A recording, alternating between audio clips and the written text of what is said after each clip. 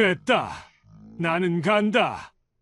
68 노인의 떨리는 손이 아들이 건넨 김밥 도시락을 받아들었습니다. 서울의 번쩍이는 고층 아파트를 뒤로하고 돌아선 그의 어깨가 축 처져 있었죠. 300만 원. 목숨을 살릴 수술비를 빌리러 왔다가 고작 김밥 도시락 하나만 들고 돌아가는 아버지의 뒷모습을 아들은 망연히 바라보기만 했습니다. 하지만 그 누구도 몰랐어요. 그 보잘것없어 보이는 도시락 속에 아들 부부가 목숨을 걸고 숨겨놓은 것이 무엇인지를 지금 사연 시작합니다. 새벽 4시 반. 강석주는 또다시 가슴을 부여잡고 잠에서 깼습니다. 식은땀이 등줄기를 타고 흘러내렸죠. 전북 임실의 외딴 시골집, 낡은 장롱에서 나는 나무 삐걱거리는 소리만이 정적을 깨뜨렸습니다. 석주는 떨리는 손으로 머리맡 물파스를 찾아 가슴팍에 발랐습니다. 차가운 감촉이 통증을 조금 가라앉혔지만 불안감은 사라지지 않았죠. 그는 힘겹게 몸을 일으켜 부엌으로 향했습니다. 싱크대 앞에 서서 찬물로 얼굴을 씻은 석주는 벽에 걸린 작은 거울을 들여다보았습니다. 68배 나이가 고스란히 드러난 주름진 얼굴, 움푹 들어간 두 눈, 그리고 뼈만 남은 듯한 광대뼈. 6개월 전보다 확실히 더 수척해진 모습이었죠. 휴, 또 시작이구나. 석주는 한숨을 내쉬며 밥솥을 열었습니다. 어제 저녁에 지어둔 밥이 딱딱하게 굳어 있었어요. 그는 찬밥 한 공기를 퍼서 고추장을 한 숟가락 올렸습니다. 뜨거운 물 한 컵을 부어 대충 비빈 후 식탁에 앉았죠. 텅 빈 맞은편 의자가 유독 눈에 들어왔습니다. 아내가 살아있을 때는 이 시간에도 따뜻한 국 한 그릇은 있었는데 석주는 고개를 돌려 거실 한쪽에 놓인 아내 영정사진을 바라보았습니다. 여보, 나 오늘도 괜찮으니까 걱정 말어. 그는 물 한 잔을 따라 사진 앞에 놓고는 다시 식탁으로 돌아왔습니다. 찬밥을 한 숟가락 입에 넣었지만 목이 메어 넘기기가 힘들었죠. 창밖이 서서히 밝아오기 시작했습니다. 석주는 낡은 잠바를 걸치고 마당으로 나갔어요. 11월 초에 찬 공기가 폐 깊숙이 들어왔습니다. 그는 텃밭으로 향했죠. 상추와 배추가 아직 푸릇푸릇했지만 서리가 내리면 곧 시들 것이었습니다. 상추 몇 장을 뜯으려 몸을 숙이는 순간 또다시 가슴에서 날카로운 통증이 치고 올라왔습니다. 석주는 그 자리에 주저앉았어요. 한 손으로 가슴을 누르며 거친 숨을 몰아쉬었죠. 통증은 1분 정도 계속되다가 서서히 가라앉았습니다. 석주는 떨리는 다리로 겨우 일어섰어요. 집으로 돌아온 그는 서랍장을 뒤져 진통제를 꺼냈습니다. 하지만 약통을 보며 망설였죠. 열 알 남은 약을 아껴야 했습니다. 결국 반 알만 삼켰어요. 거실벽에 걸린 달력이 눈에 들어왔습니다.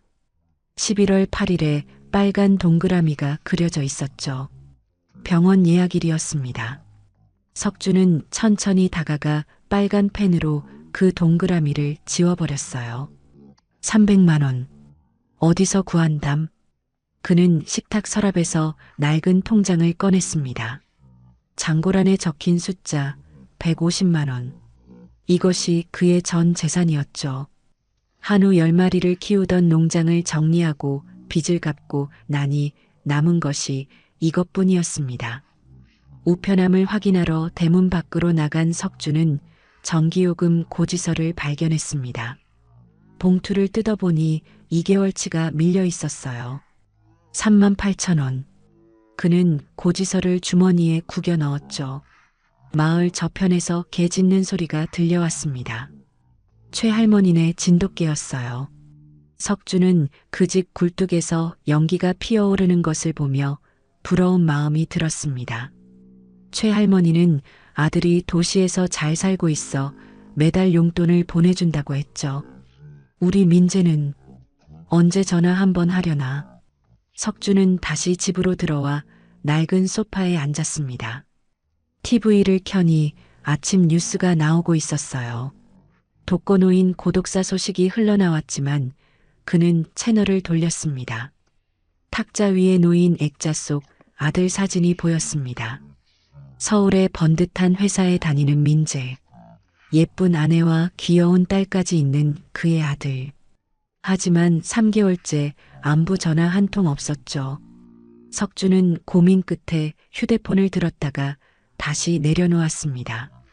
아들도 바쁠 것이었어요. 괜히 전화해서 걱정시킬 필요는 없었죠. 혼자서도 잘 살 수 있어. 그래, 잘 살 수 있다고.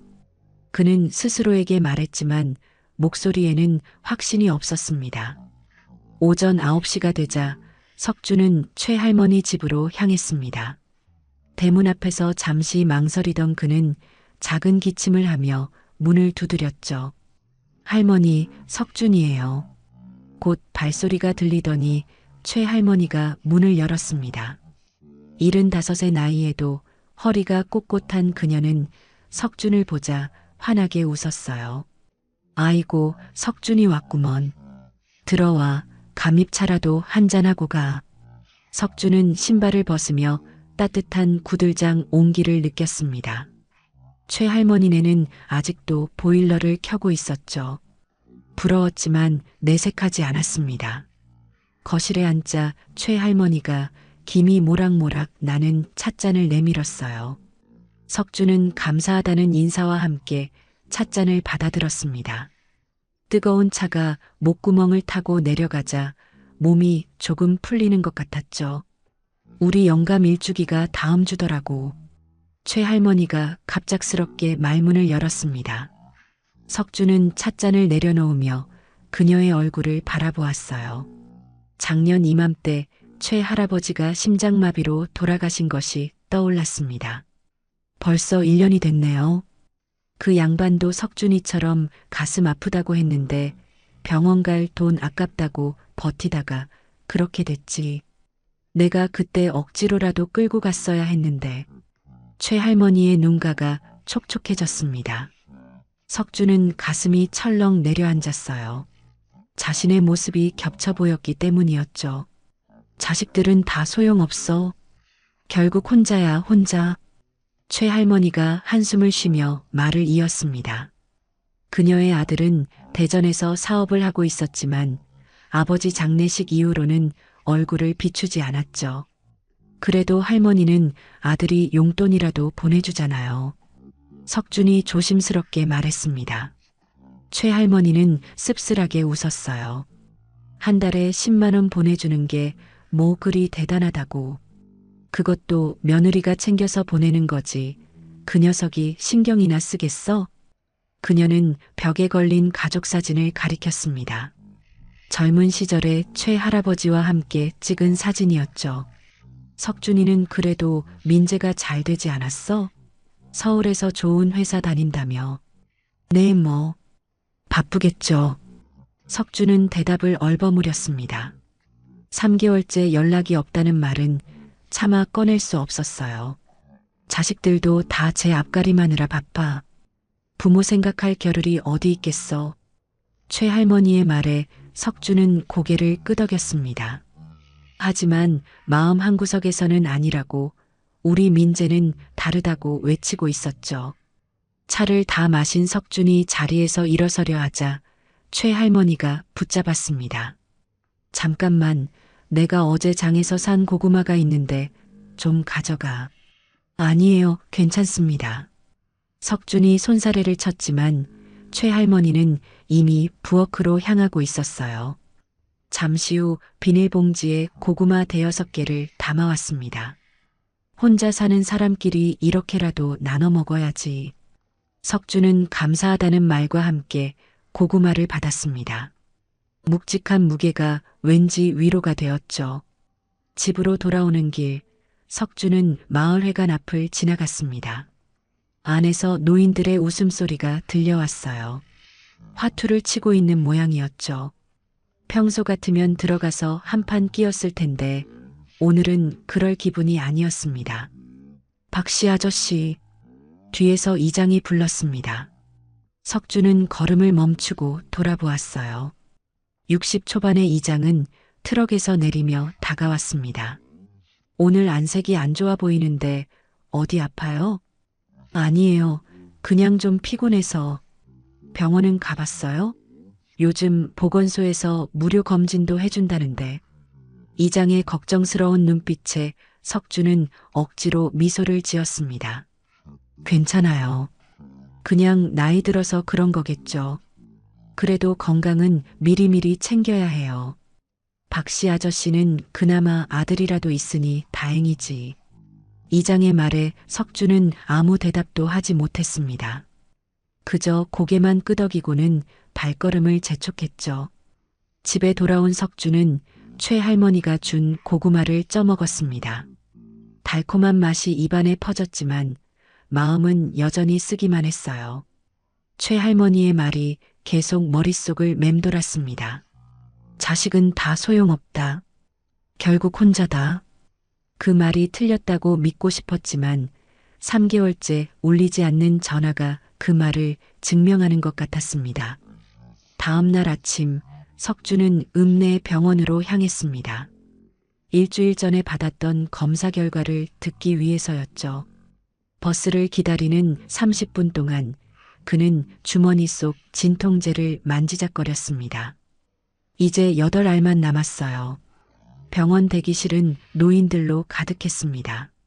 석주는 구석 자리에 앉아 번호표를 들여다보았죠. 23번. 아직 15명이나 더 기다려야 했습니다. 강석주님, 23번 강석주님. 1시간 반이 지나서야 그의 이름이 호명되었습니다. 석주는 떨리는 다리로 진료실로 들어갔어요.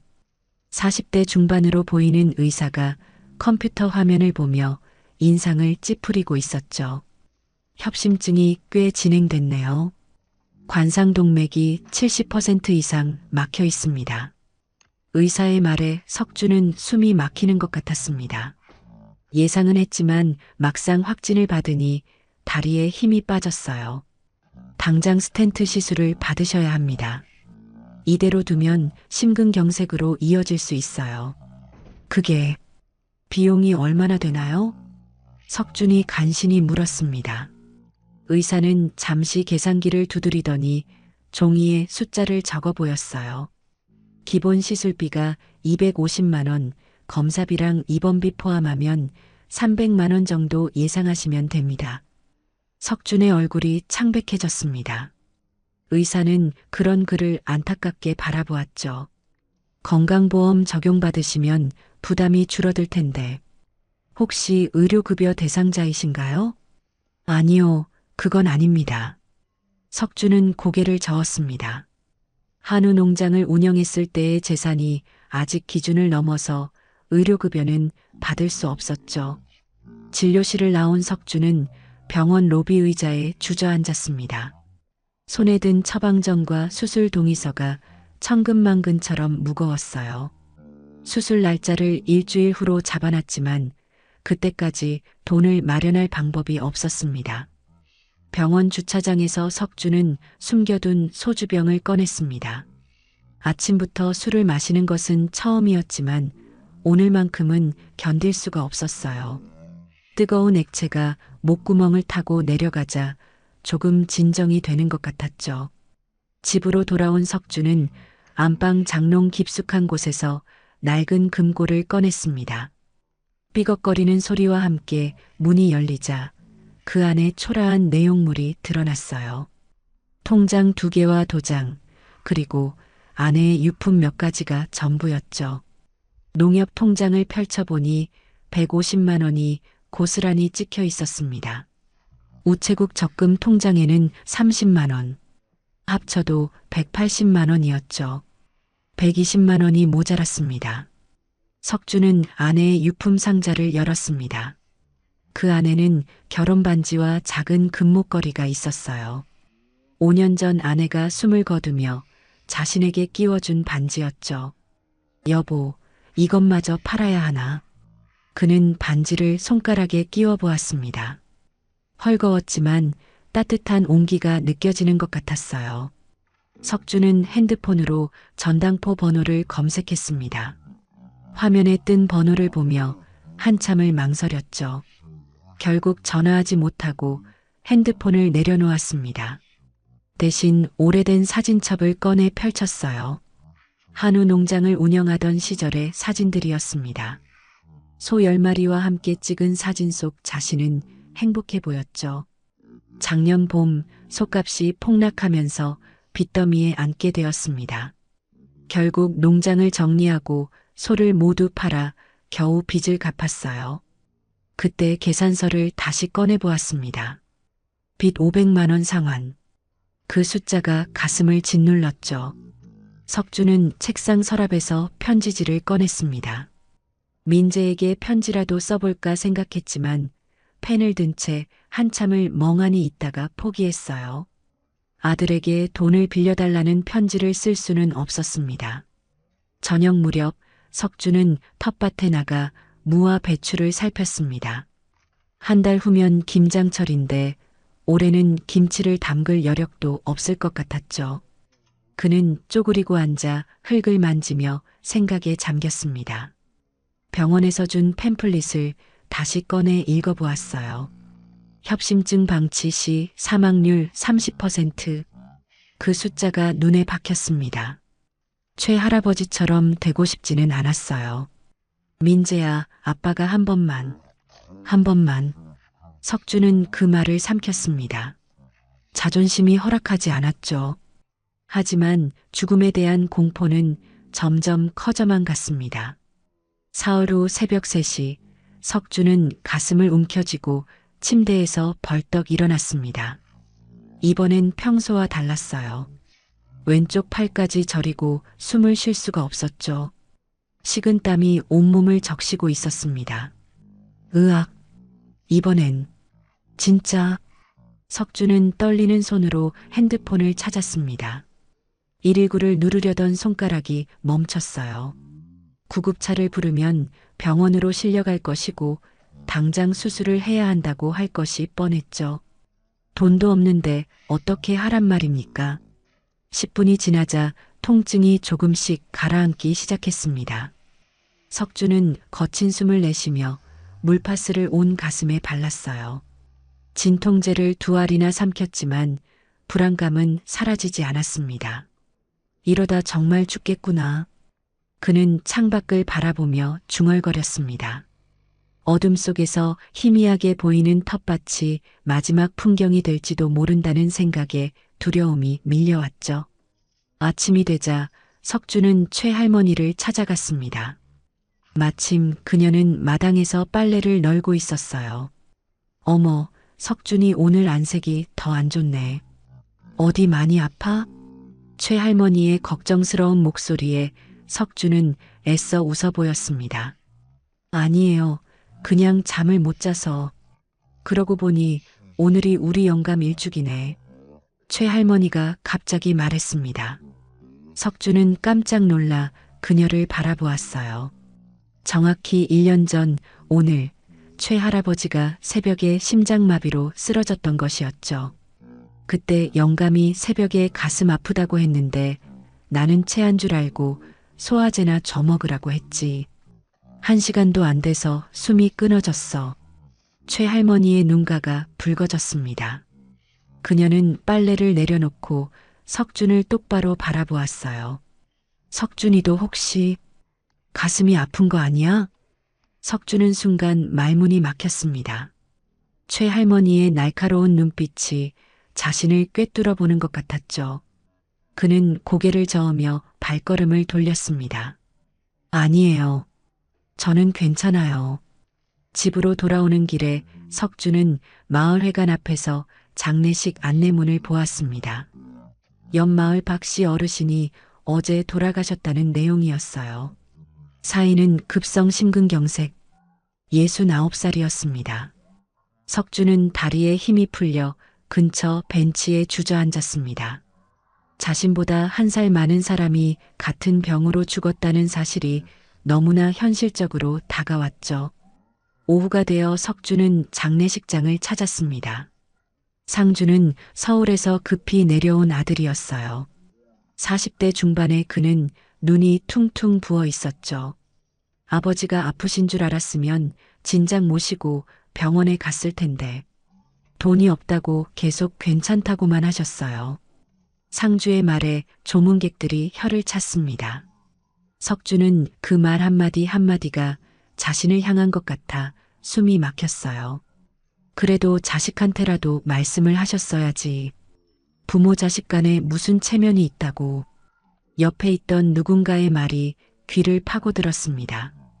석주는 더 이상 견딜 수가 없어 장례식장을 빠져나왔죠. 밖으로 나온 석주는 담배를 피우는 상주 아들을 만났습니다. 그는 석준을 보고 고개를 숙였어요. 아저씨, 저희 아버지랑 친하셨나 봐요? 그래, 가끔 만나곤 했지. 저는 정말 몰랐어요. 3개월 전에 전화드렸을 때도 괜찮다고만 하셨는데 어제 새벽에 갑자기 전화가 와서 상주의 목소리가 떨렸습니다. 그는 담배를 비벼 끄며 말을 이었어요. 마지막 통화에서 아버지가 아들아, 미안하다고 하셨어요. 그 말이 마지막이었습니다. 석주는 아무 말도 할 수 없었습니다. 가슴이 먹먹해졌죠. 그는 상주의 어깨를 토닥이고는 발걸음을 옮겼습니다. 집으로 돌아온 석주는 핸드폰을 들었습니다. 민재의 번호가 화면에 떴어요. 3개월 만에 처음으로 통화 버튼을 누르려는 순간이었죠. 따르릉, 따르릉. 신호음이 울렸습니다. 1번, 2번, 3번. 5번째 신호음이 울릴 때 전화가 연결되었어요. 아버지, 무슨 일이세요? 민재의 목소리가 들렸습니다. 피곤한 듯 하면서도 놀란 기색이 역력했죠. 석주는 입을 열었지만 말이 나오지 않았어요. 아버지, 거기 계세요? 아, 그래. 민재야. 목소리가 안 좋으신데 어디 아프세요? 민재의 걱정스러운 목소리에 석주는 가슴이 뭉클해졌습니다. 하지만 그는 거짓말을 했어요. 아니다. 그냥 감기 기운이 좀 있어서. 너는 잘 지내니? 네, 저는 괜찮아요. 그런데 정말 괜찮으신 거예요? 목소리가. 괜찮다니까. 그냥 내 목소리 듣고 싶어서 전화했어. 잠시 침묵이 흘렀습니다. 민재가 무언가 말하려는 듯 했지만 석준이 먼저 말을 이었어요. 바쁘지? 일하는데 방해했구나. 아니에요, 아버지. 그런데. 그래, 끊어야겠다. 건강해라. 석준은 서둘러 전화를 끊었습니다. 더 이상 대화를 이어가면 자신도 모르게 도움을 요청할 것 같았기 때문이었죠. 핸드폰을 내려놓은 그는 한참을 멍하니 앉아 있었습니다. 이제 정말 결단을 내려야 할 때였습니다. 죽느냐 사느냐. 자존심을 지키다 죽을 것인가. 아들에게 손을 벌릴 것인가. 석주는 깊은 한숨을 내쉬었습니다. 민재야, 아빠가 정말. 그는 혼잣말을 하다가 멈췄습니다. 창밖으로 저녁 노을이 붉게 물들어가고 있었어요. 마치 자신의 삶도 저물어가는 것 같았습니다. 밤새 잠을 이루지 못한 석주는 새벽 5시에 일어나 마당으로 나왔습니다. 찬 공기를 들이마시며 머리를 식히려 했지만 어제 민재와의 통화가 계속 떠올랐죠. 아들의 걱정스러운 목소리가 귓가에 맴돌았습니다. 부엌에서 석주는 커피를 타며 깊은 생각에 잠겼습니다. 탁자 위에는 병원에서 받은 수술 동의서가 놓여 있었어요. 4일 후가 수술 예정일이었습니다. 시간이 얼마 남지 않았죠. 트랙터 부품을 산다고 할까? 아니야, 민재가 시골에 와본 지 오래돼서 트랙터는 이미 팔았다는 걸 모를 거야. 석주는 혼잣말을 하며 여러 가지 핑계를 생각해 보았습니다. 지붕 수리비, 보일러 교체비, 세금. 하지만 어느 것도 300만 원이나 되는 큰 돈을 빌릴 만한 이유로는 부족했죠. 차라리 사업 자금이 필요하다고 할까? 하지만 68배 나이에 무슨 사업을 한다는 것인지 설명하기 어려웠습니다. 석주는 한숨을 쉬며 머리를 감싸쥐었어요. 오전 10시 석주는 면사무소로 향했습니다. 혹시 받을 수 있는 복지 혜택이 있는지 알아보기 위해서였죠.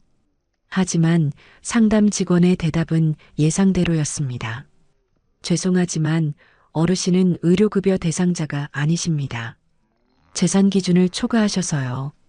재산이래봐야 집 한 채뿐인데 주택도 재산에 포함됩니다.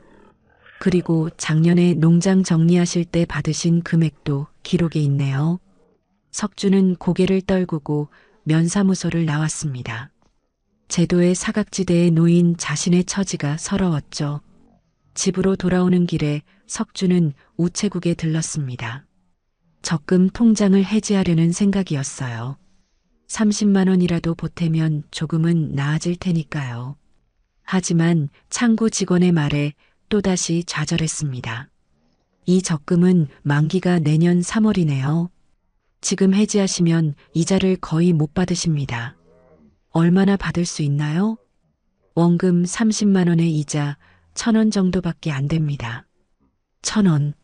석주는 쓴웃음을 지었습니다. 그래도 해지하려던 찰나 핸드폰이 울렸어요. 최할머니였습니다. 석준아, 지금 어디야? 우리 집에 손님이 왔는데. 손님이요? 내 조카가 왔어. 빨리 와봐. 조카라니. 석주는 의아한 마음으로 우체국을 나섰습니다. 그에게는 조카가 없었거든요. 형제가 모두 일찍 세상을 떠났기 때문이었죠. 최할머니 집에 도착한 석주는 낯선 젊은 여자를 보고 당황했습니다. 30대 초반으로 보이는 그녀는 석준을 보자 조심스럽게 인사했어요. 안녕하세요, 작은아버지. 저 정은이에요. 정민 오빠 동생이요. 정민. 10년 전에 사고로 죽은 조카의 이름이었습니다. 석주는 그제야 기억이 났어요. 정민에게 여동생이 있었다는 것을요. 은이구나. 얼마만인지 모르겠네. 20살 때 뵌 게 마지막이니까. 13년 만이네요. 정은은 가방에서 봉투를 꺼냈습니다. 석주는 그것을 보고 눈이 동그래졌어요. 이게 뭐니? 오빠가 생전에 작은아버지께 빚진 게 있다고 했어요. 이제야 갚아드리네요. 석주는 당황했습니다. 정민에게 돈을 빌려준 적이 없었거든요. 오히려 자신이 어려울 때 정민이 도와준 적이 있었죠. 아니야, 이건 받을 수 없어. 내 오빠한테 빌려준 돈 없어. 받으세요. 오빠가 작은아버지께서 어려우실 때 꼭 도와드리라고 했어요. 정은의 눈에 눈물이 맺혔습니다. 석주는 봉투를 열어보았어요. 50만 원이 들어있었죠. 큰 돈은 아니었지만 지금 상황에서는 가뭄의 단비 같았습니다. 이건 정말 받을 수 없어. 작은아버지, 사실 제가 최할머니께 다 들었어요. 지금 많이 아프시다고요. 석주는 최할머니를 돌아보았습니다. 그녀는 미안한 듯 고개를 숙였죠. 내가 걱정돼서 은희한테 연락했어. 미안해. 정은이 석준의 손을 잡았습니다. 따뜻한 온기가 전해졌어요. 작은아버지, 더 필요하시면 말씀하세요. 제가 도와드릴게요.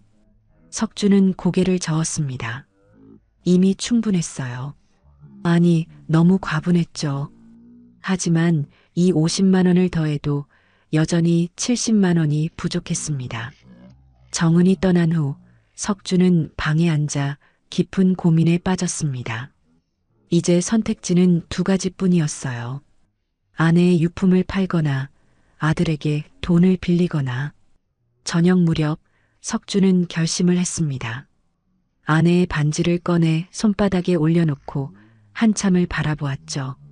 반지 안쪽에 새겨진 날짜가 보였습니다. 1979년 5월 15일. 결혼기념일이었어요. 여보, 미안해. 하지만 살아야겠어. 석주는 반지를 주머니에 넣고 전당포 번호를 다시 찾았습니다. 하지만 전화기를 든 손이 떨려 번호를 누를 수가 없었어요. 그때 핸드폰이 울렸습니다. 민재였죠. 아버지, 어제 전화 끊고 계속 신경 쓰여서요. 정말 괜찮으신 거예요? 민재의 목소리에는 진심 어린 걱정이 묻어났습니다. 석주는 목이 메어왔어요. 그래, 괜찮다. 이번 주말에 시간 내서 한번 내려갈게요. 얼굴 좀 뵙고 싶어서요. 주말. 그때는 이미 수술을 받아야 하는 시기였습니다. 석주는 당황했어요. 아니야, 올 필요 없어. 바쁠 텐데. 아니에요, 가야겠어요. 아버지 목소리가 영 이상해요. 석주는 더 이상 대화를 이어갈 수 없었습니다. 민재가 오면 모든 것이 들통날 테니까요. 그래. 그럼 그때 보자. 전화를 끄는 석주는 이제 정말 결정을 내려야 했습니다. 시간이 없었어요. 내일이라도 서울로 올라가 민재를 만나야 했습니다. 돈을 빌리러 간다는 것이 자존심 상하는 일이었지만 더 이상 미룰 수는 없었죠. 석주는 오래된 가방을 꺼내 옷을 챙기기 시작했습니다. 가장 좋은 옷을 골랐어요. 10년 전 민재가 사준 낡은 정장이었지만 그나마 가장 번듯한 옷이었죠. 다음 날 새벽 4시 석주는 이미 일어나 준비를 마친 상태였습니다. 낡은 정장을 입고 거울 앞에 섰죠. 넥타이를 매려다가 포기했어요. 오히려 더 어색해 보일 것 같았거든요. 가방에는 텃밭에서 캔 고구마 10개와 사과 5개를 넣었습니다.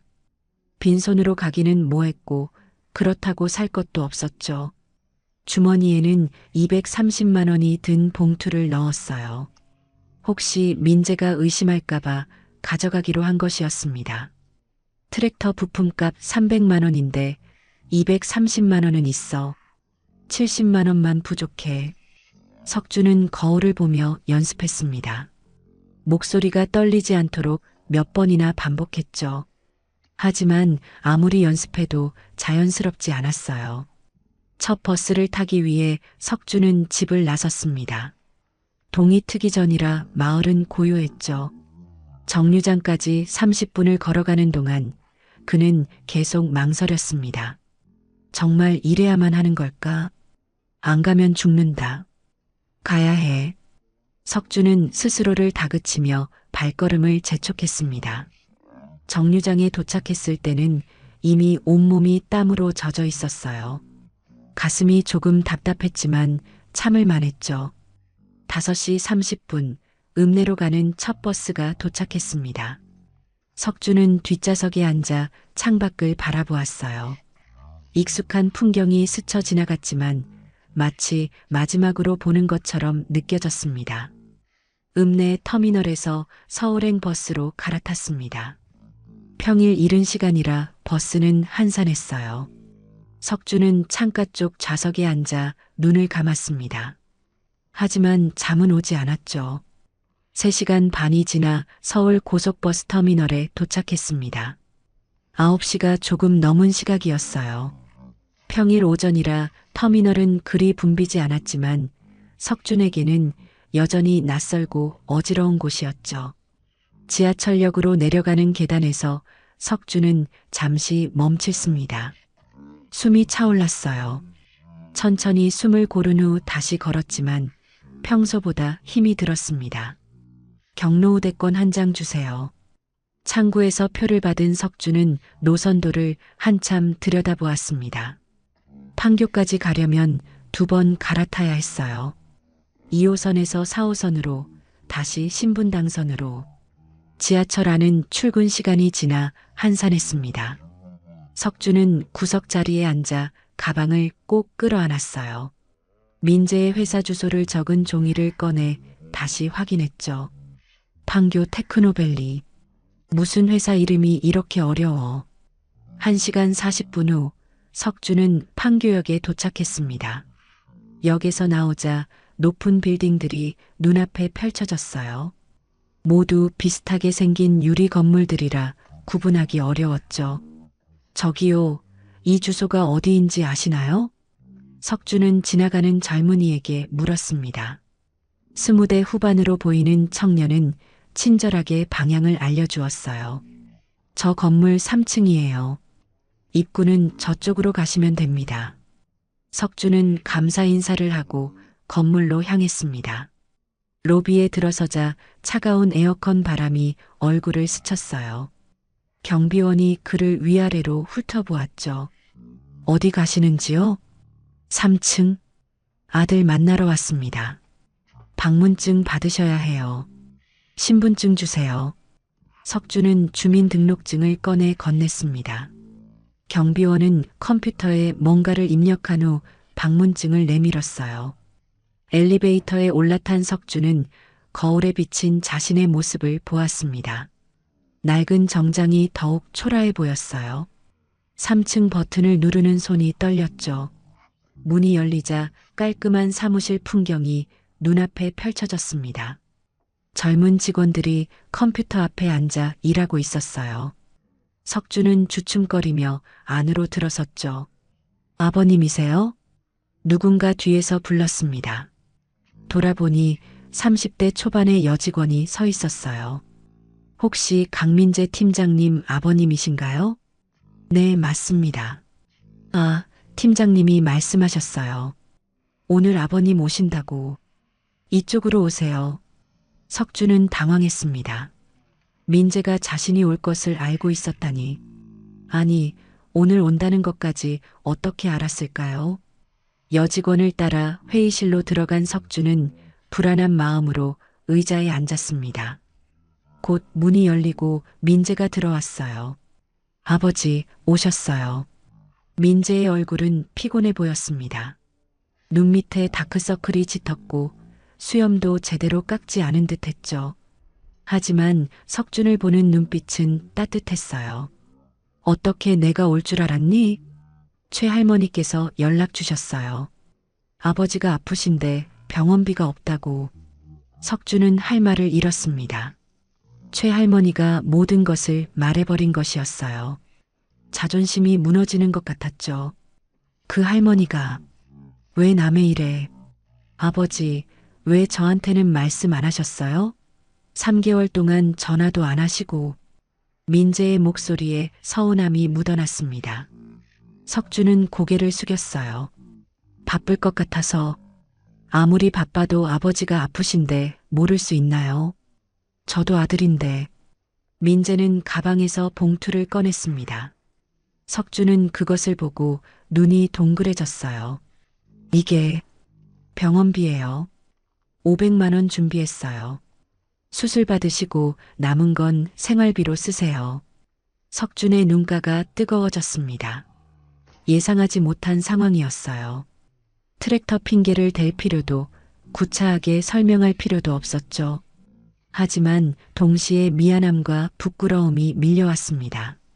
석준은 떨리는 손으로 봉투를 받으려다가 멈췄습니다. 민재의 얼굴을 다시 한번 살펴보니 아들의 왼쪽 손목에 시계가 없는 것이 눈에 들어왔어요. 늘 차고 다니던 그 비싼 시계가 사라진 것이었죠. 민재야, 내 시계는? 민재가 당황한 듯 손목을 내려다보았습니다. 잠시 침묵이 흘렀어요. 아, 그거. 술이 막혔어요. 고장나서. 거짓말이었습니다. 석주는 아들의 눈빛에서 그것을 읽을 수 있었어요. 하지만 더 묻지 않았죠. 회의실 문이 열리고 한 여성이 들어왔습니다. 30대 중반으로 보이는 그녀는 조심스럽게 인사했어요. 아버님, 안녕하세요. 저는 하은이에요. 민재 씨 아내입니다. 석주는 깜짝 놀랐습니다. 며느리를 처음 만나는 순간이었죠. 사진으로만 봤던 그녀가 실제로 눈앞에 있었어요. 아, 네. 안녕하세요. 하은은 따뜻한 미소를 지으며 보온 도시락을 내밀었습니다. 점심 드셨어요? 제가 집에서 만든 건데 드시면서 이야기하세요. 도시락을 열자 김이 모락모락 나는 된장찌개와 갓 지은 밥이 보였습니다. 석준의 눈가가 뜨거워졌어요. 집에서 만든 따뜻한 음식을 본 것이 언제인지 기억도 나지 않았죠. 고맙습니다. 정말. 하은은 석준의 수척한 얼굴을 안타깝게 바라보았습니다. 그녀는 민재에게 눈짓을 하고는 조용히 회의실을 나갔어요. 아버지, 드시면서 말씀하세요. 민재가 권했지만 석준은 수저를 들 수가 없었습니다. 목이 메어서 음식이 넘어갈 것 같지 않았어요. 민재야, 사실은. 석준이 어렵게 입을 열었습니다. 가방에서 230만 원이 든 봉투를 꺼냈죠. 이게 내가 가진 전부야. 너한테 70만 원만 빌리려고 했는데. 민재의 표정이 어두워졌습니다. 그는 아버지의 봉투를 밀어내며 고개를 저었어요.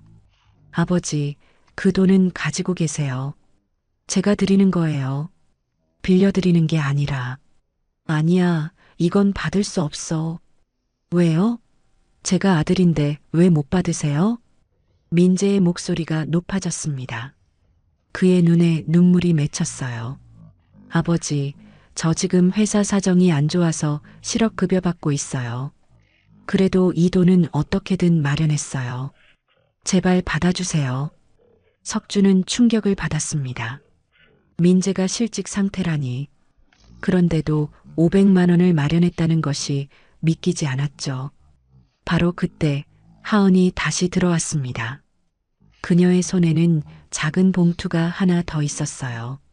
아버님, 이것도 보태주세요. 봉투를 열어보니 100만 원이 더 들어 있었습니다. 석준은 놀라서 하은을 바라보았죠. 이건 어떻게? 제가 번역 일을 하고 있어요.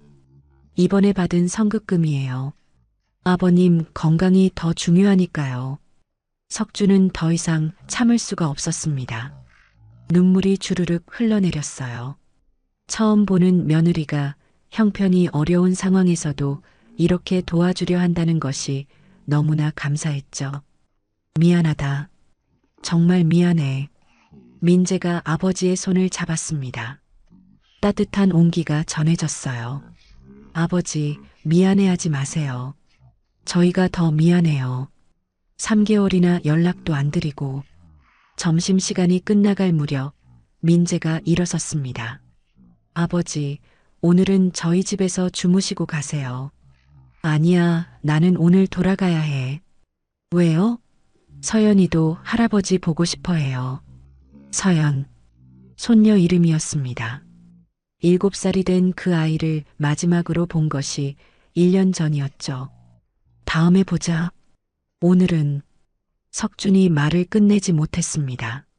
사실 며느리와 손녀를 만날 용기가 없었어요. 이런 초라한 모습으로 말이죠. 회사 로비까지 나온 민재는 아버지에게 택시를 잡아주었습니다. 터미널까지 가시는 거죠? 제가 데려다 드릴게요.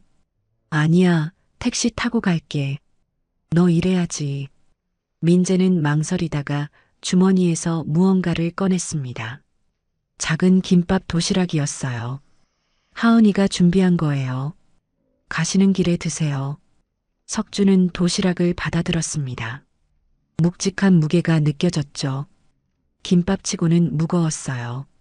택시가 출발하자 민재는 한참 동안 그 자리에 서서 아버지를 배웅했습니다. 백미러로 본 아들의 모습이 점점 작아졌어요. 터미널로 가는 택시 안에서 석준은 도시락을 무릎에 올려놓고 가만히 바라보았습니다. 평범한 김밥 도시락이었지만 왠지 특별해 보였죠. 아저씨, 터미널 다 왔어요. 기사의 말에 석준은 정신을 차렸습니다. 택시비를 내고 내린 그는 대합실로 향했어요. 고향 가는 버스를 기다리며 석준은 의자에 앉아 생각에 잠겼습니다. 민재가 실직 상태인데도 500만 원을 마련했다는 것, 하은이가 성급금까지 보탰다는 것, 그리고 그 시계가 사라진 것. 혹시 시계를 판 건 아닐까? 석준은 고개를 저었습니다. 그럴 리 없다고 생각하려 했지만 마음 한구석이 무거웠어요. 버스 탑승 시간이 가까워졌습니다. 석주는 무거운 몸을 일으켜 게이트로 향했죠. 손에 든 도시락과 가방이 오늘따라 더 무겁게 느껴졌습니다. 버스가 출발하고 30분쯤 지났을 때 석주는 도시락을 열기로 했습니다. 뚜껑을 여는 순간 김밥 두 줄이 가지런히 놓여 있는 것이 보였어요. 하나를 집어 입에 넣자 참기름 향이 입안 가득 퍼졌습니다. 맛있네. 석주는 두 번째 김밥을 집으려다가 손을 멈췄습니다. 김밥 아래에 뭔가 딱딱한 것이 만져졌어요. 조심스럽게 김밥을 드러내자 그 밑에 신문지로 싼 무언가가 있었습니다. 호기심에 신문지를 펼쳐보던 석주는 숨이 멎는 듯 했습니다. 5만원권 지폐 다발이 가지런히 놓여 있었어요. 떨리는 손으로 세어보니 정확히 500만원이었습니다. 이게 어떻게... 석주는 주위를 둘러보았습니다.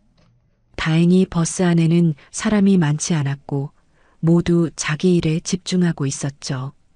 그는 서둘러 돈을 다시 신문지에 싸서 가방에 넣었습니다.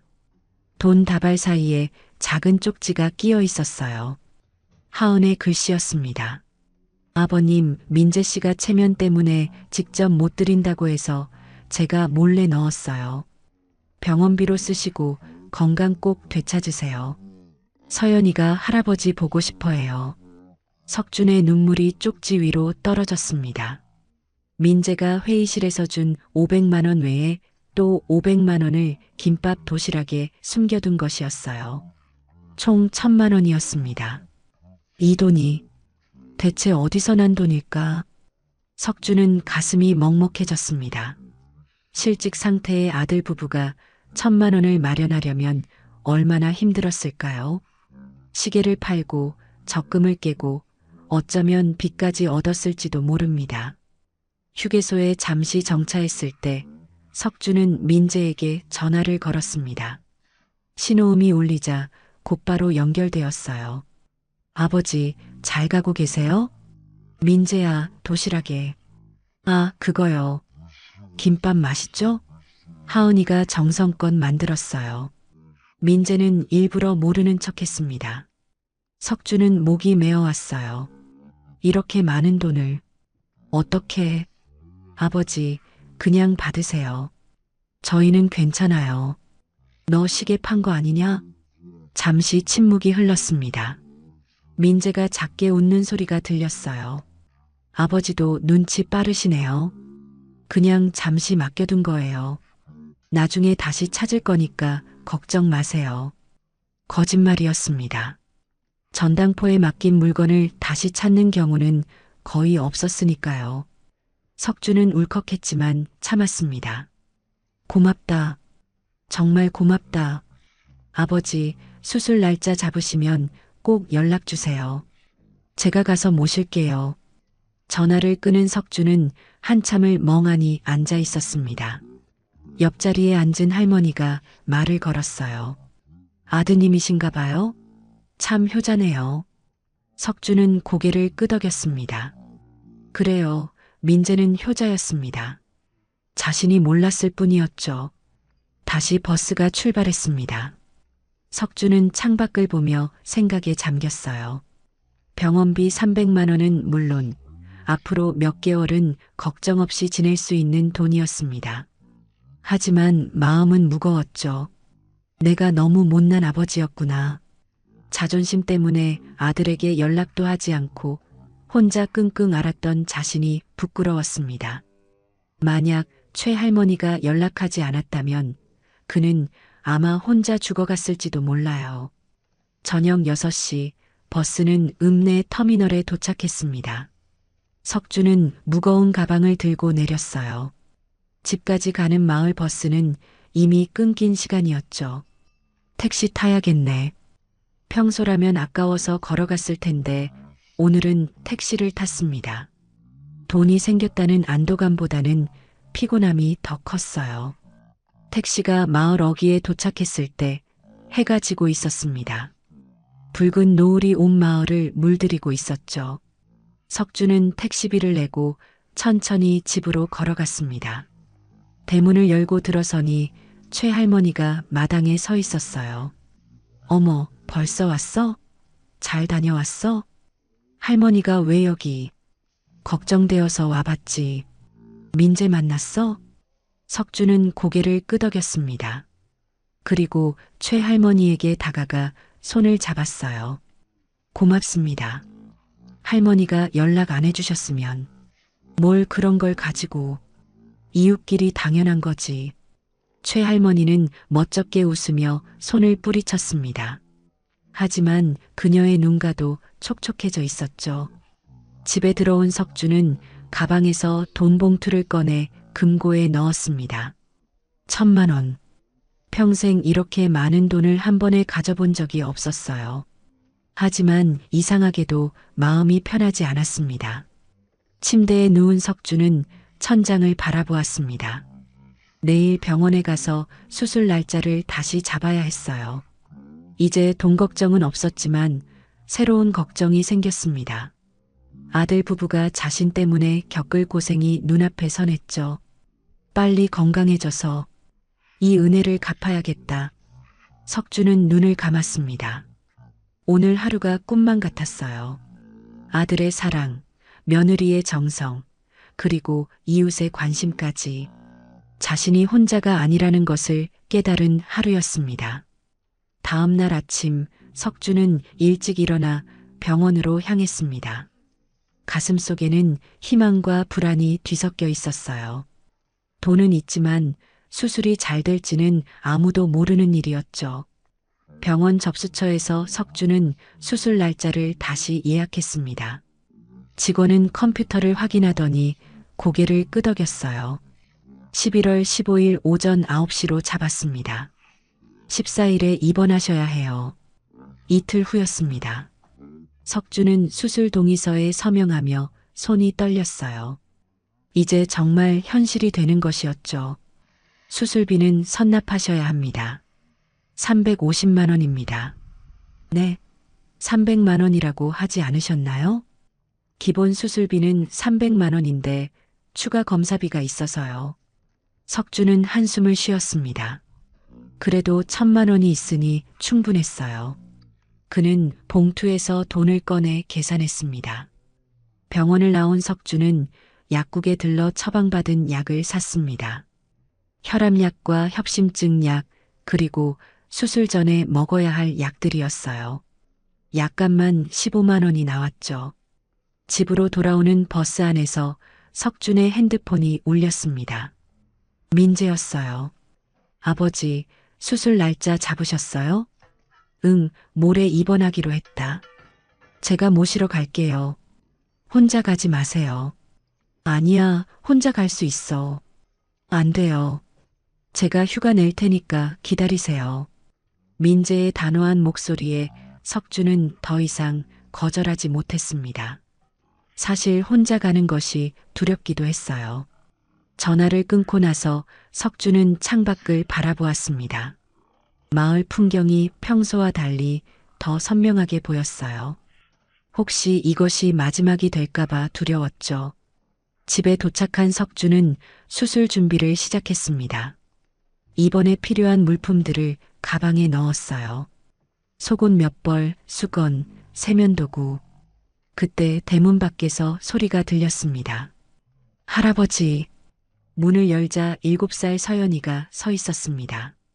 그 뒤에는 하은이 미소를 짓고 있었어요. 서연아.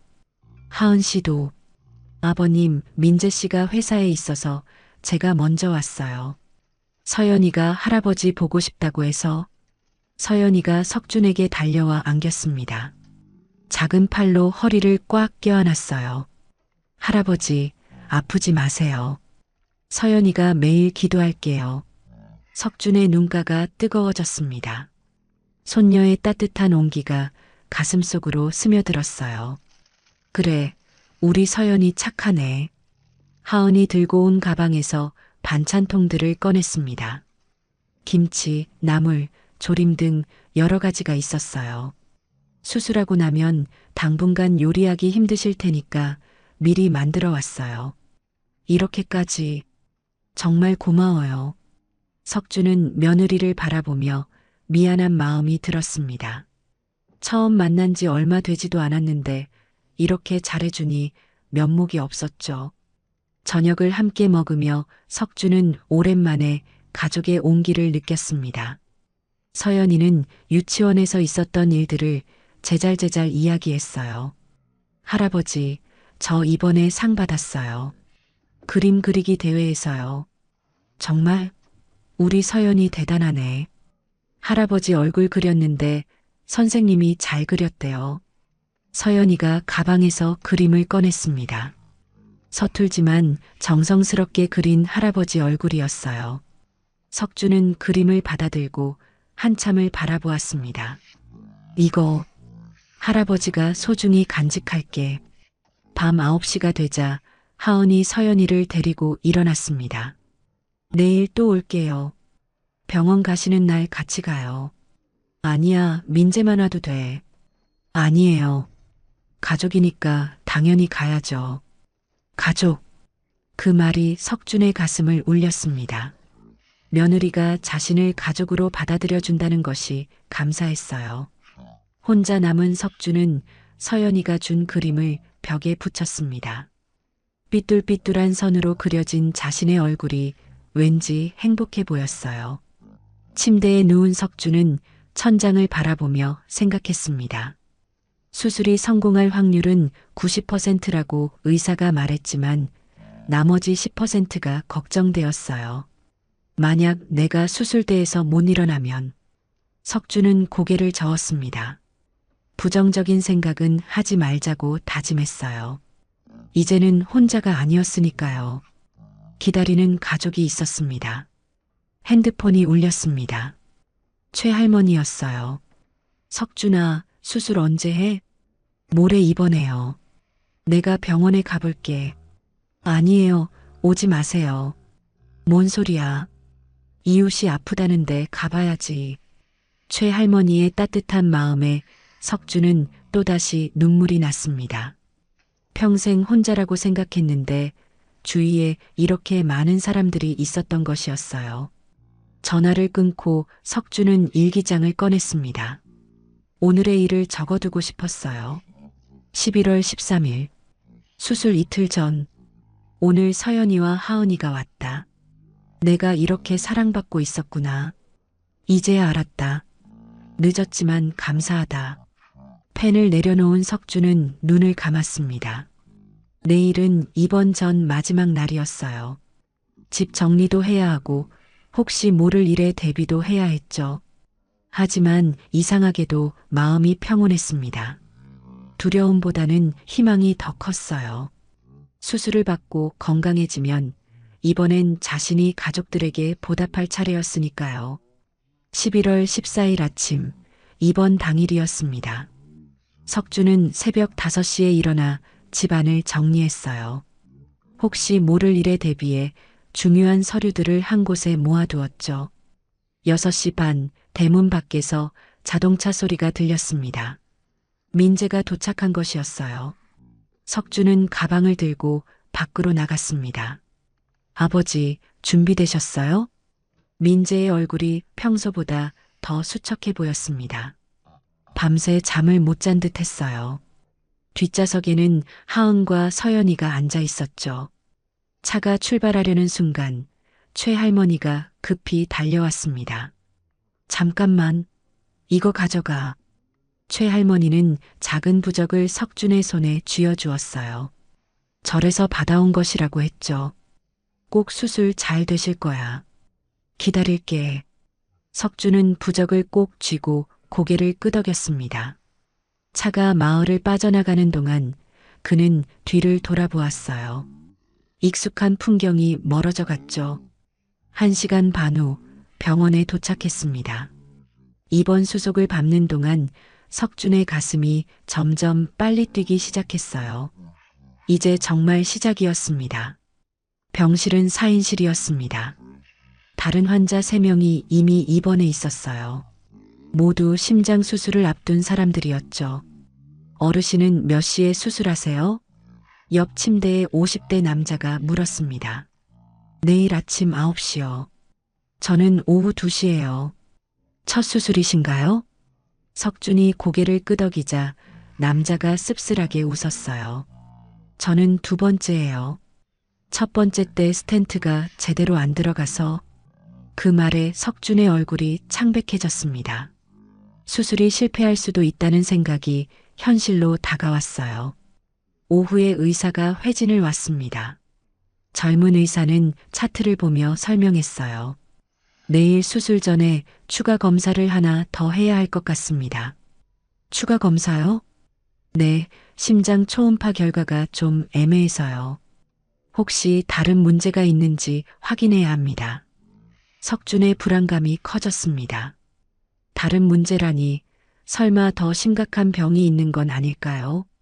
저녁 6시 면회 시간이 되자 민재 가족이 다시 왔습니다. 서연이는 색종이로 만든 학을 들고 있었어요. 할아버지, 이거 제가 만들었어요. 병실에 걸어두면 빨리 나으실 거예요. 석준은 학을 받아 침대 옆에 걸었습니다. 알록달록한 색깔이 삭막한 병실을 조금 밝게 만들어 주었죠. 민재가 조용히 말했습니다. 아버지, 혹시 수술 전에 하고 싶으신 말씀 있으세요? 그 말의 의미를 알기에 석준은 가슴이 먹먹해졌습니다. 유언을 하라는 것처럼 들렸어요. 아니다. 수술 끝나고 할 말 많으니까. 하지만 속으로는 불안했습니다. 정말 수술이 끝나고 눈을 뜰 수 있을까요? 면회가 끝나고 가족들이 돌아간 후 석준은 창밖을 바라보았습니다. 병원 아래로 도시의 불빛이 반짝이고 있었어요. 여보, 나 내일 수술해. 잘 될 거지? 석준은 아내의 사진을 꺼내 속삭였습니다. 사진 속 아내는 여전히 미소 짓고 있었죠.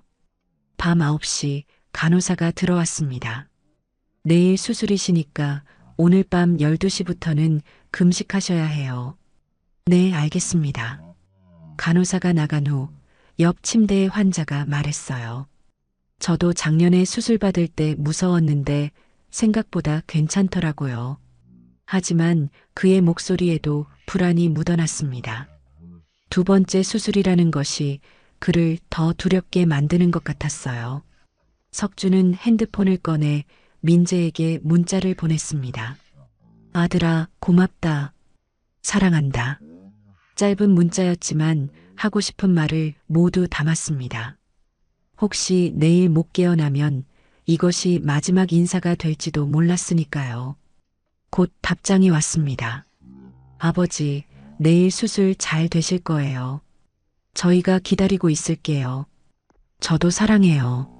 석준의 눈물이 핸드폰 화면에 떨어졌습니다. 이제야 아들과 제대로 소통하게 된 것이 아쉬웠어요. 새벽 2시 석준은 잠에서 깼습니다. 가슴이 답답했어요. 수술 전 긴장 때문인지 아니면 병 때문인지 알 수 없었죠. 복도에서 누군가의 울음소리가 들렸습니다. 어디선가 환자가 위급한 상태인 것 같았어요. 의료진이 뛰어다니는 발소리가 복도를 울렸죠. 석준은 두려웠습니다.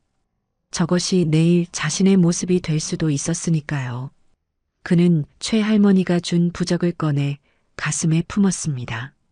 제발 살게 해주세요. 간절한 기도였습니다. 아직 하지 못한 일들이 너무 많았어요. 손녀가 초등학교 들어가는 것도 봐야 하고 민재에게 제대로 된 아버지 노릇도 해야 했죠. 새벽 5시 간호사가 들어와 수술 준비를 시작했습니다. 수술복으로 갈아입고 팔에 링거를 꽂았어요. 긴장하지 마세요. 우리 병원 최고의 의사 선생님이 집도하십니다. 간호사의 위로에도 석준의 손은 계속 떨렸습니다. 죽음의 그림자가 점점 가까이 다가오는 것 같았어요. 11월 15일 오전 8시 수술 1시간 전이었습니다. 석준은 이동 침대에 누워 수술실로 향하고 있었어요.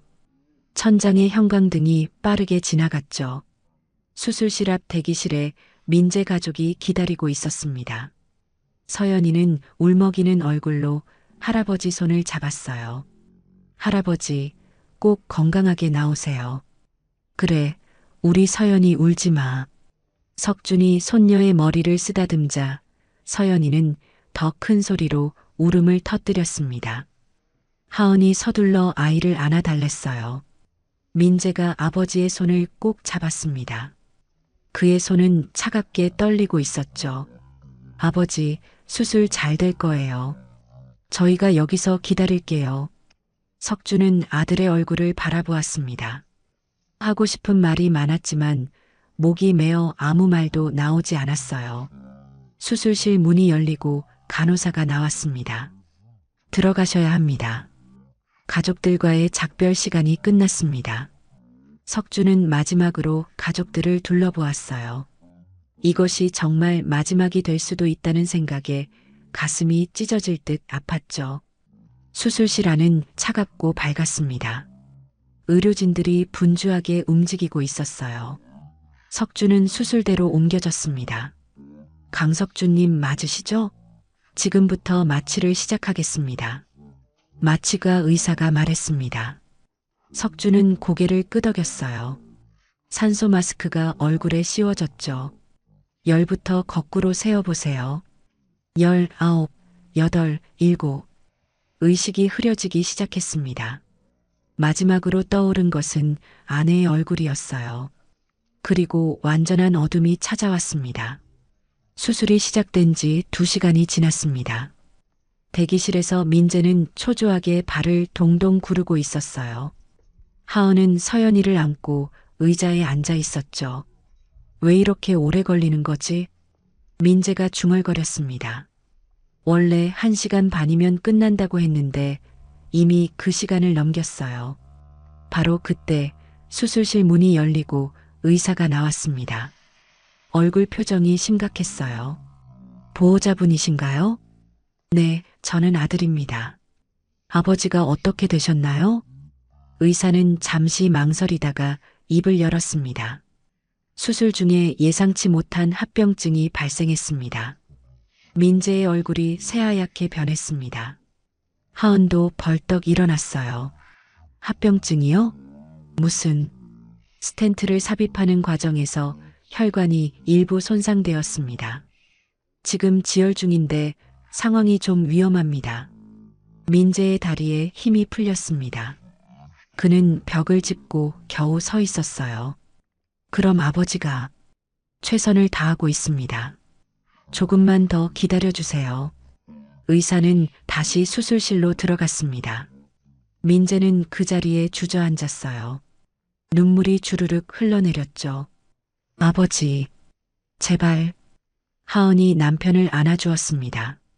서연이도 아빠가 우는 것을 보고 따라 울기 시작했어요. 또 1시간이 지났습니다.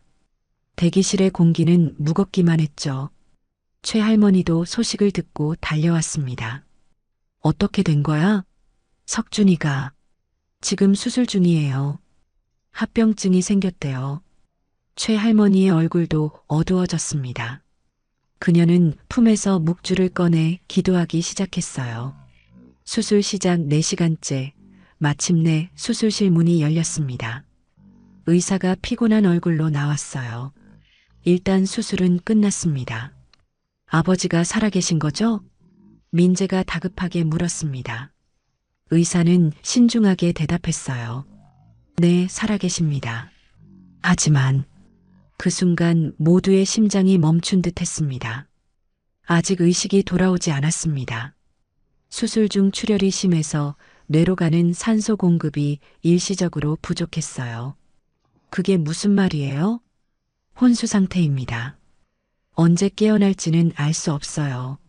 민재는 그 자리에 무너져 내렸습니다. 하은이 비명을 질렀고 서연이는 무서워서 엄마 품에 파고들었어요. 석주는 중환자실로 옮겨졌습니다. 온몸에 각종 기계가 연결되어 있었죠. 심장 박동 소리만이 규칙적으로 울렸습니다. 면회 시간에 민재가 들어왔습니다. 아버지의 창백한 얼굴을 보자 눈물이 터졌어요. 아버지, 저예요. 민재예요. 들리세요? 대답은 없었습니다. 석주는 깊은 잠에 빠진 것처럼 조용히 누워 있었어요. 아버지, 제발 눈 좀 떠주세요. 저희가 기다리고 있잖아요. 민재는 아버지의 손을 잡고 울었습니다. 차가운 손에서 아무런 반응도 없었어요. 의사가 들어와 설명했습니다. 뇌파는 정상입니다. 다만 언제 의식이 돌아올지는 예측할 수 없어요. 하루일 수도 있고, 일주일일 수도 있고, 평생 못 깨어날 수도 있다는 거죠? 의사는 대답하지 않았습니다. 그것이 답이었어요. 밤이 되었습니다. 민재는 중환자실 앞 의자에 앉아 있었어요. 하은과 서연이는 지쳐서 병원 휴게실에서 잠들었죠. 아버지, 미안해요. 제가 더 일찍 모셨어야 했는데. 민재는 혼자 중얼거렸습니다. 자책감이 그를 짓눌렀어요. 새벽 2시 갑자기 알람이 울렸습니다. 의료진이 급히 중환자실로 뛰어들어갔어요. 민재는 불안한 마음으로 밖에서 기다렸습니다. 30분 후 의사가 나왔습니다. 심장이 일시적으로 멈췄었습니다. 다시 소생시켰지만 상태가 매우 불안정해요. 민재는 더 이상 서 있을 수가 없었습니다. 모든 희망이 사라지는 것 같았어요. 혼수 상태 사흘째 11월 18일이었습니다. 석주는 여전히 깨어나지 않고 있었어요. 중환자실의 차가운 불빛 아래 그는 마치 깊은 잠에 빠진 것처럼 조용히 누워 있었죠. 민재는 병원 복도 의자에 앉아 있었습니다. 3일 동안 집에 가지 않고 병원을 지키고 있었어요. 수염이 덥수룩하게 자랐고 눈은 충혈되어 있었죠. 민재 씨, 집에 가서 좀 쉬세요. 하은이 걱정스러운 얼굴로 말했습니다. 그녀의 손에는 김밥이 든 봉지가 들려 있었어요. 아니야, 아버지가 깨어나실 때 내가 있어야 해. 민재의 목소리는 쉬어 있었습니다. 그는 김밥을 받았지만 입에 대지 않았어요. 입맛이 전혀 없었죠. 오후 2시 의사가 회진을 왔습니다. 차트를 보며 고개를 저었어요. 뇌파 반응이 점점 약해지고 있습니다. 이대로 가면 뭐요? 민재가 다급하게 물었습니다. 의사는 신중하게 대답했어요. 식물인간 상태가 될 가능성이 높습니다. 일주일 안에 의식이 돌아오지 않으면 회복 가능성은 10% 미만입니다. 민재는 머리를 감싸쥐었습니다. 하은이 그의 어깨를 안아주었지만 위로가 되지 않았어요. 그때 서연이가 할머니 손을 잡고 왔습니다. 최할머니였어요. 할아버지 언제 일어나요? 서연이의 순진한 질문에 모두가 침묵했습니다. 최할머니가 아이를 안아 올렸어요. 곧 일어나실 거야. 우리가 기도하면 돼. 하지만 최할머니의 눈에도 눈물이 맺혀 있었습니다. 저녁 6시 면회 시간이 되었습니다. 민재는 중환자실로 들어갔어요. 석준의 얼굴은 더욱 창백해져 있었죠. 아버지, 오늘도 왔어요. 민재는 아버지 손을 잡고 말했습니다. 차가운 손이 아무런 반응이 없었어요.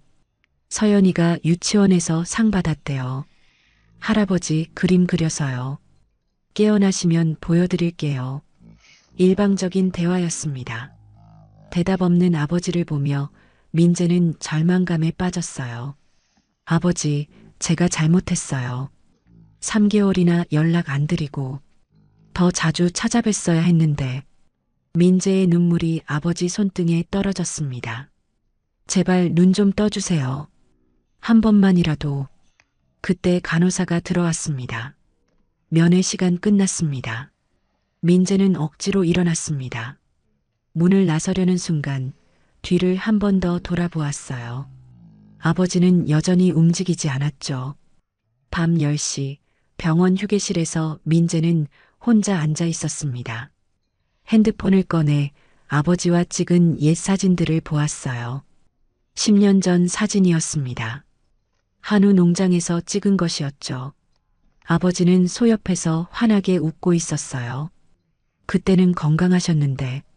민재는 사진을 보며 흐느꼈습니다. 자신이 너무 늦었다는 자책감이 그를 괴롭혔어요.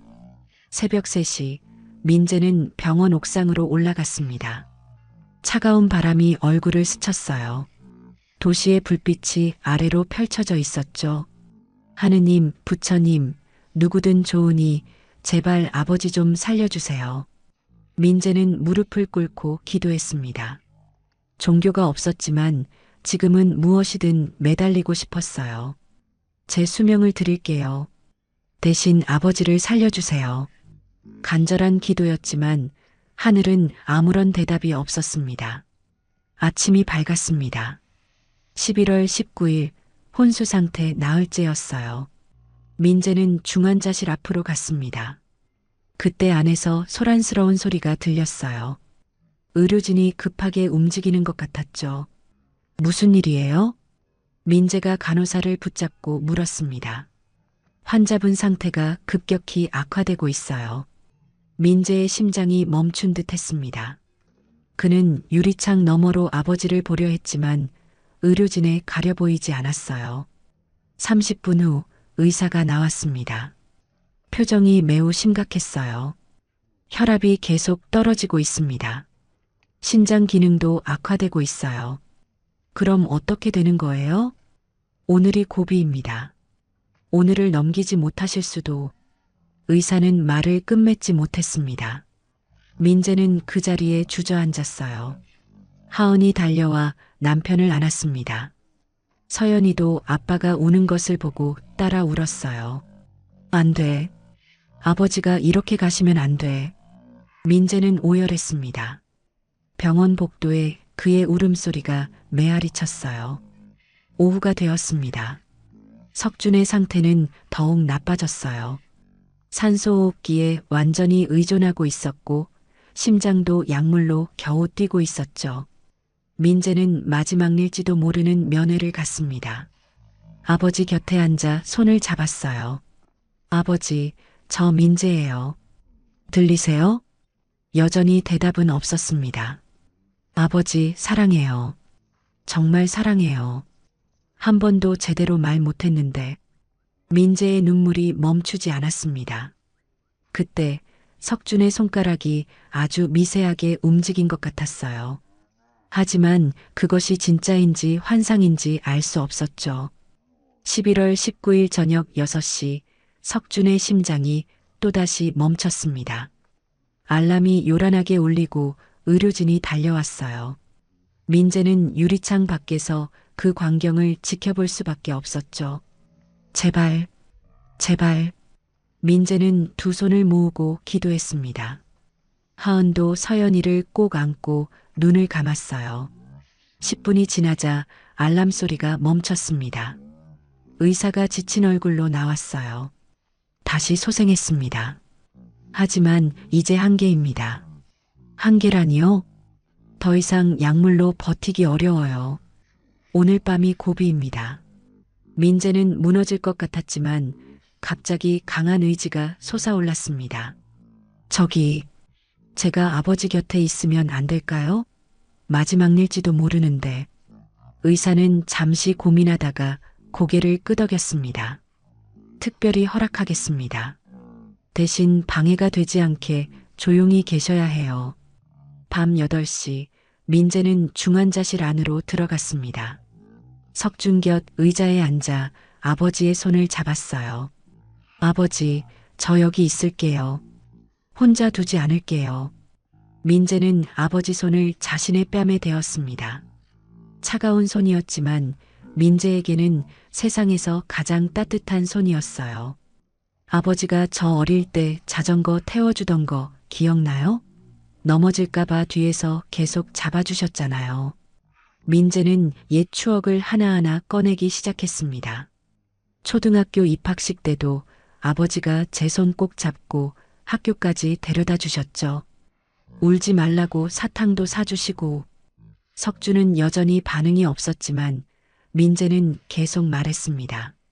제가 대학 합격했을 때 아버지가 우셨던 것도 기억해요.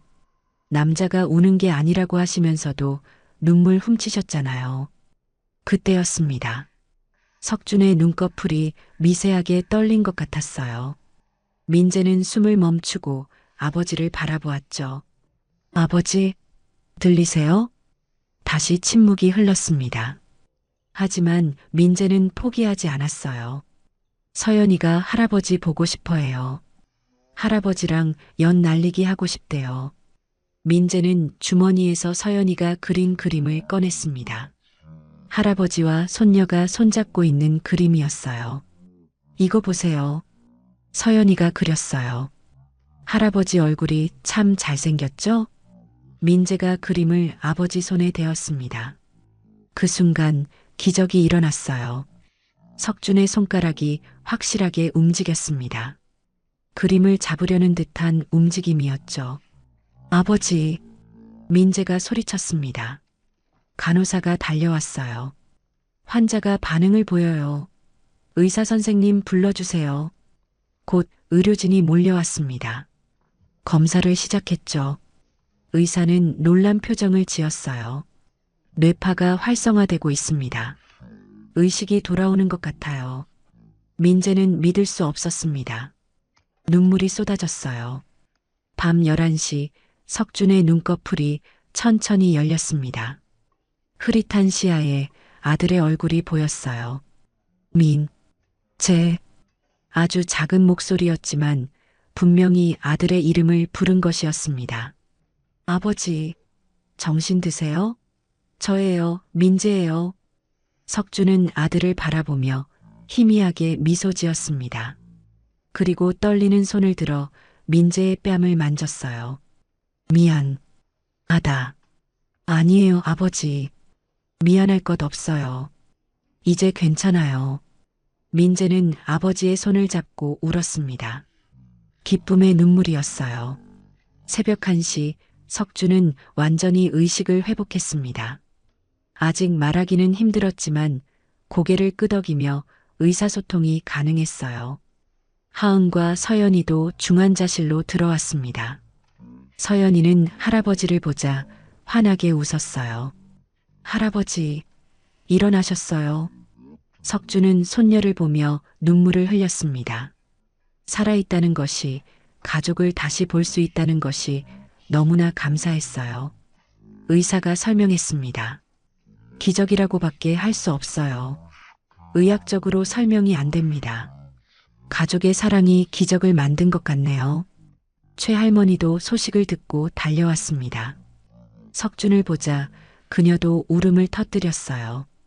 이 영감탱이 겁을 얼마나 줬는지 알아? 석준은 미안한 듯 눈을 감았다가 떴습니다. 말은 못해도 감사한 마음이 전해졌어요. 11월 20일 아침 석준은 일반 병실로 옮겨졌습니다. 아직 완전히 회복된 것은 아니었지만 위험한 고비는 넘긴 것이었어요. 민재는 아버지 곁을 떠나지 않았습니다. 아버지, 이제 저희가 곁에서 모실게요. 다시는 혼자 두지 않을 거예요. 석준은 아들의 손을 꼭 잡았습니다. 죽음의 문턱에서 돌아온 그에게 가족이 얼마나 소중한지 새삼 깨달았어요. 창밖으로 햇살이 들어왔습니다. 새로운 시작을 알리는 따뜻한 빛이었죠. 일반 병실로 옮긴 지 사흘째인 11월 23일, 석준은 많이 회복되어 있었습니다. 아직 완전하지는 않았지만 혼자 앉아 있을 수 있을 정도였어요. 아침 9시 의사가 회진을 왔습니다. 회복 속도가 놀랍네요. 이 정도면 다음 주에는 퇴원하실 수 있을 것 같습니다. 정말요? 민재가 기쁜 표정으로 물었습니다. 의사는 웃으며 고개를 끄덕였어요. 네, 하지만 집에서도 절대 안정이 필요합니다. 그리고 매주 병원에 와서 검사 받으셔야 해요. 석준은 고개를 끄덕였습니다. 이제 자신의 건강을 소홀히 하지 않겠다고 다짐했죠. 오후 2시 특별한 손님이 왔습니다. 조카 정은이었어요. 작은아버지 많이 놀랐어요. 최할머니한테 연락받고 정은의 눈에 눈물이 맺혔습니다. 석준은 따뜻하게 웃으며 손을 내밀었어요. 걱정 끼쳐서 미안해. 덕분에 수술 잘 받았어. 정은이 준 50만 원도 큰 도움이 되었던 것을 석주는 잊지 않았습니다. 그때 병실 문이 열리고 뜻밖의 사람이 들어왔습니다. 민재의 회사 동료였어요. 팀장님, 아버님 많이 좋아지셨다고 들었습니다. 그는 과일 바구니를 내밀며 말했습니다.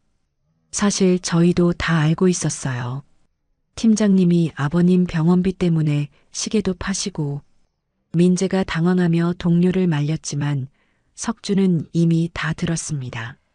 그리고 이거 회사 직원들이 모은 거예요. 동료는 봉투를 내밀었습니다. 민재가 받으려 하자 석준이 먼저 받았어요. 고맙습니다. 정말. 석준의 목소리가 떨렸습니다. 아들이 자신을 위해 얼마나 희생했는지, 그리고 주변 사람들이 얼마나 도와줬는지 알게 되었어요.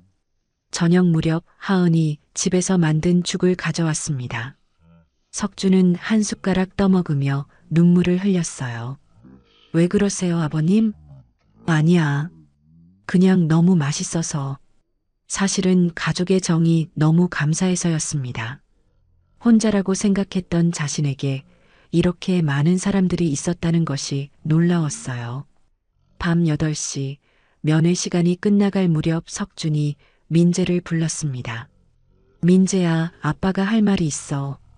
오랜만에 아빠라고 부르니 민재의 눈이 커졌습니다. 네, 아버지. 내가 너무 늦게 깨달았어. 자존심 때문에 너한테 연락도 안 하고. 미안하다. 아버지. 그리고 고맙다. 내가 없었으면 나는 이미. 석준은 말을 끝맺지 못했습니다. 민재가 아버지 손을 꼭 잡았어요. 이제 그런 말씀하지 마세요. 앞으로 잘 지내면 되죠. 11월 25일 퇴원을 이틀 앞둔 날이었습니다. 석준은 병실 창가에 앉아 밖을 내다보고 있었어요. 그때 핸드폰이 울렸습니다. 최할머니였죠. 석준아, 퇴원한다며? 집 청소 다 해놨어. 할머니가 왜 그런 고생을. 뭔 고생이야. 이웃끼리 당연한 거지. 석준은 감사한 마음에 목이 메었습니다. 오후에는 서연이가 유치원을 마치고 왔습니다. 손에는 색종이로 접은 1000마리 학이 담긴 상자를 들고 있었어요. 할아버지, 이거 제가 다 접었어요. 할아버지 빨리 나으시라고. 석준은 손녀를 품에 안았습니다. 작은 아이의 정성이 가슴을 뭉클하게 했어요. 우리 서연이가 할아버지를 살렸구나. 서연이가 해맑게 웃었습니다. 그 웃음이 석준에게는 세상 무엇보다 소중했어요. 11월 27일, 드디어 퇴원 날이었습니다. 석준은 병원복을 벗고 민재가 가져온 새 옷으로 갈아입었어요. 이게 뭐니? 아버지 퇴원 선물이에요. 하은이가 골랐어요. 따뜻한 니트 스웨터였습니다. 석준은 옷을 입으며 미소 지었어요. 병원 로비로 내려가니 뜻밖의 많은 사람들이 기다리고 있었습니다. 최할머니, 정은, 민재의 동료들, 그리고 마을 이장까지 와 있었어요. 축하합니다. 모두가 박수를 쳤습니다. 석준은 놀라서 눈물이 났어요. 이게 다 뭐야? 아버님 퇴원 축하 파티예요. 하은이 케이크를 들고 나타났습니다. 이번엔 진짜 케이크였죠. 석준은 모인 사람들을 둘러보았습니다. 가족, 친척, 이웃, 그리고 처음 보는 사람들까지 모두가 자신의 회복을 기뻐해주고 있었어요. 감사합니다. 정말 감사합니다.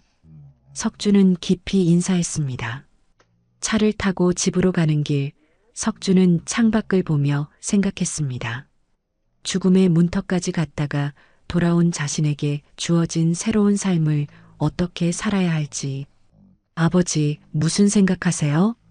민재가 백미러로 아버지를 보며 물었습니다.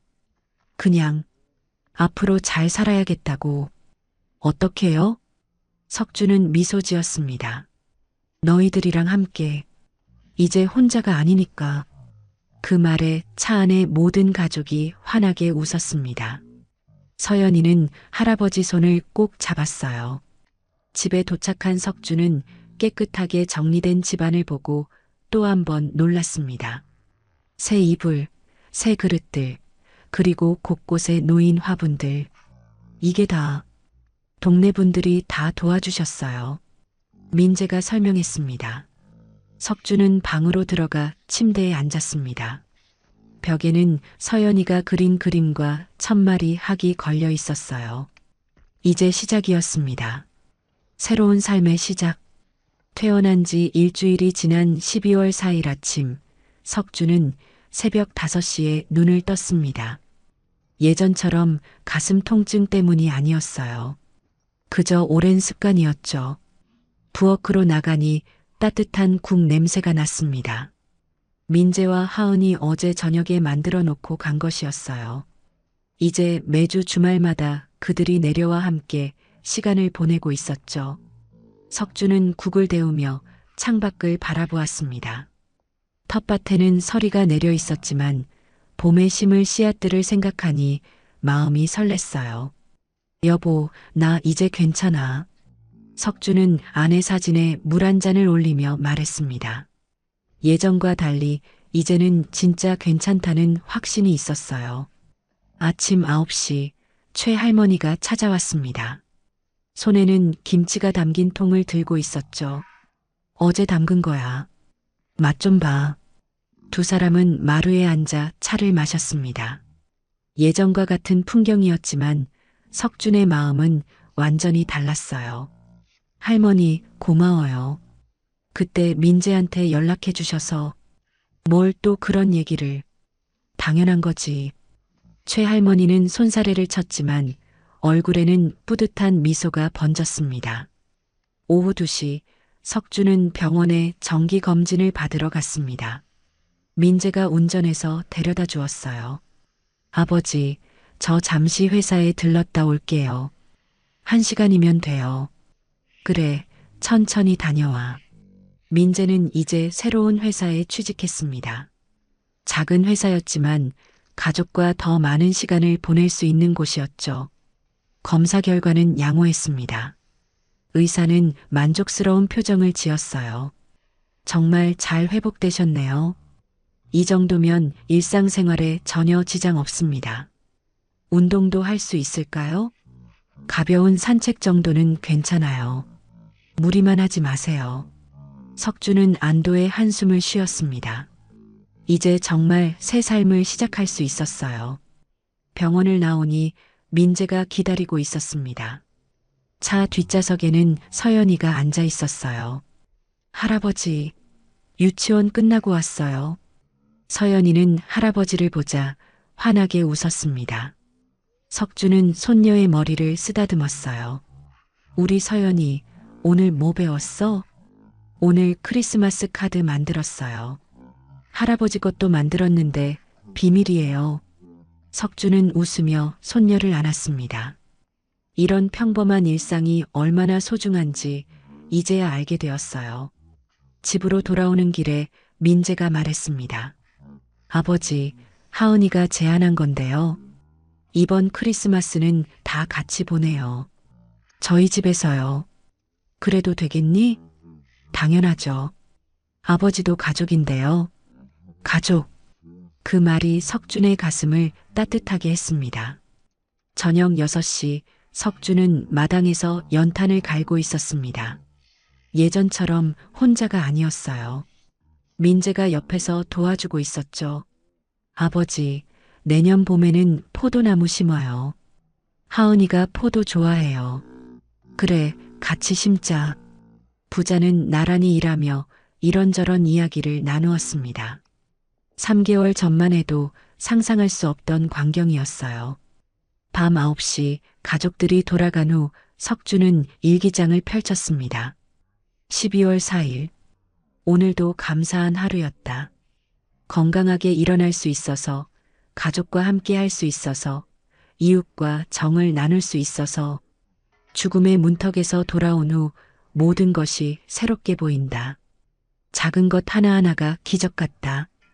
펜을 내려놓은 석주는 창밖을 바라보았습니다. 별이 총총한 겨울밤 하늘이 아름다웠어요. 핸드폰이 울렸습니다. 민재가 보낸 문자였어요. 아버지, 오늘도 사랑합니다. 잘 주무세요. 석주는 답장을 보냈습니다. 나도 사랑한다. 우리 아들. 예전에는 차마 하지 못했던 말이었지만 이제는 자연스럽게 나왔습니다. 12월 25일 크리스마스 아침이었습니다. 석주는 민재네 집에 와 있었어요. 온 가족이 둘러앉아 아침을 먹고 있었죠. 할아버지, 선물이에요. 서연이가 예쁘게 포장된 상자를 내밀었습니다. 열어보니 직접 그린 가족 그림이었어요. 할아버지, 할머니, 아빠, 엄마 그리고 자신까지 5명이 손을 잡고 있는 그림이었죠. 할머니는 하늘에 계시지만 우리랑 같이 있는 거예요. 서연이의 말에 석주는 눈물이 났습니다. 아내도 함께 있다는 아이의 마음이 고마웠어요. 할아버지가 제일 소중하게 간직할게. 창밖으로 하얀 눈이 내리기 시작했습니다. 석주는 가족들과 함께 창가에 서서 눈을 구경했어요. 1년 전 이맘때 그는 차가운 시골집에서 홀로 찬밥을 먹고 있었습니다. 하지만 지금은 따뜻한 가족의 품 안에 있었어요. 병을 통해 잃을 뻔했던 생명. 하지만 그 과정에서 얻은 것이 더 많았습니다. 가족의 사랑, 이웃의 정, 그리고 살아있다는 것의 의미를. 석주는 민재의 어깨에 손을 올렸습니다. 고맙다. 모든 게 다. 민재도 아버지의 손을 잡았습니다. 저희도 감사해요. 아버지가 살아계셔서. 하은이 따뜻한 코코아를 가져왔고 서연이는 캐럴을 부르기 시작했습니다. 석주는 이 순간을 마음속 깊이 새겼습니다. 다시는 혼자가 아니라는 것을, 사랑하는 사람들과 함께 있다는 것을. 그것이 그가 죽음의 문턱에서 배운 가장 큰 교훈이었습니다. 지금까지 한 가족의 드라마 같은 이야기를 들어주셔서 감사합니다. 이 가족에게 하고 싶은 이야기가 있거나 응원을 해주고 싶다면 댓글 달아주세요. 그럼 오늘도 건강한 하루 되시고 다음에도 좋은 이야기로 찾아오겠습니다. 인생은 드라마였습니다.